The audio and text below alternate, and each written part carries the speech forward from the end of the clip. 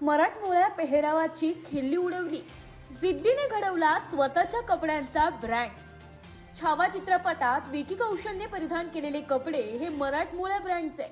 खरं तर आपला मराठमोळा पेहराव कुठेच मिळत नसल्याचे पाहून एका ध्येयवेड्या तरुणाने स्वतःचा ब्रँड सुरू करण्याचं ठरवलं।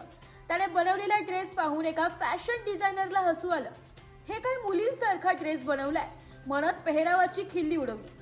त्याचं हे बोलणं पुण्याचा दीपक मानेला खटकलं आणि स्वतःचा रॉयल तष्ट नावाने स्वतःचा कपड्यांचा ब्रँड सुरू केला। आज देश विदेशात दीपक माने यांनी त्यांच्या या कपड्यांच्या ब्रँडचं नाव पोहोचवलंय। पुण्याच्या दीपक माने या तरुणाने मोठ्या कष्टाने हे ध्येय गाठलंय। रॉयल तष्ट या नावाने दीपक माने यांनी अगोदर घरातूनच कपड्यांचा ब्रँड सुरू केला। महाराष्ट्रीयन कपडे लग्नात घालायला मिळत नाही या विचाराने ते झपाटून पेटले आणि तसे कपडे बनवण्यास त्यांनी सुरुवात केली।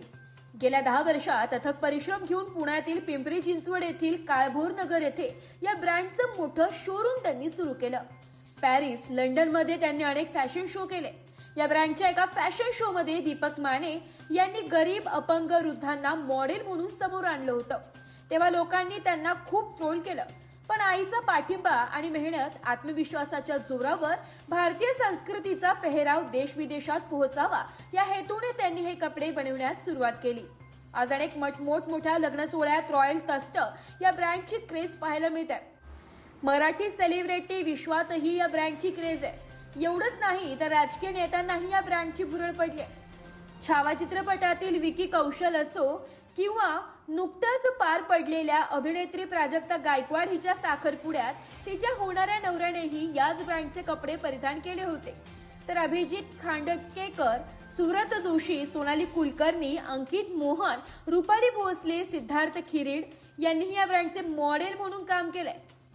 दीपक माने यांचं निगडी प्राधिकरण येथे मोठं घर आहे।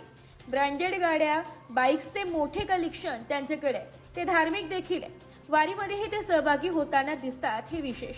आज दीपक माने यांनी मराठी नाव फॅशन जगतात मोठं केलंय, याचं कौतुक तर नक्कीच व्हायला हवं।